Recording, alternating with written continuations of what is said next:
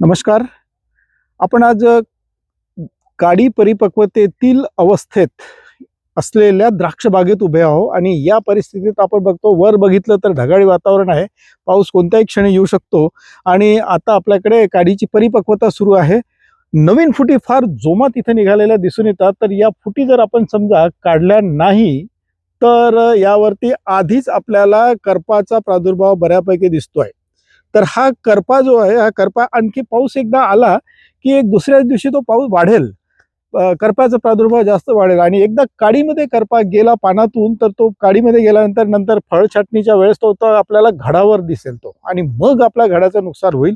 हे टाळण्याकरता एक साधी प्रॅक्टिस जर असेल तर आपल्या बागेत, तर या नवीन फुटी काढून घेणे गरजेचं समजावं. जेवढ्या आपण लवकर फुटी काढल्या आहेत या तेवढा आपल्याला त्याचा फायदा होईल आणि काडीची परिपक्वता सुद्धा मिळण्याकरता आपल्याला सोपं होईल.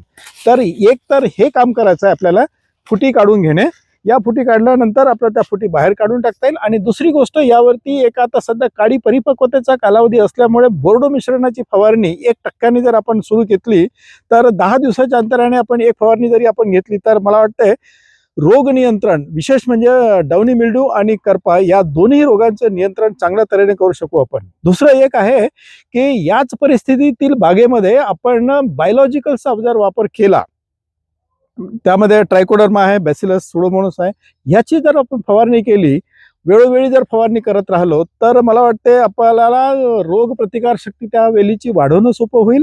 आणि या या वातावरणात जेव्हा तापमान कमी असते आणि आर्द्रता जास्त असते अशा वेळी याचं जे मल्टिप्लिकेशन आहे ते फास्टर रेटनं होत असल्यामुळे याचा आपल्याला जे म्हणतो वाढ त्यांची जास्त होईल, संख्या वाढेल बायोलॉजिकलची आणि रोग नियंत्रण फार लवकर चांगल्या तऱ्हेने आपल्याला करून घेणं सोपं होईल.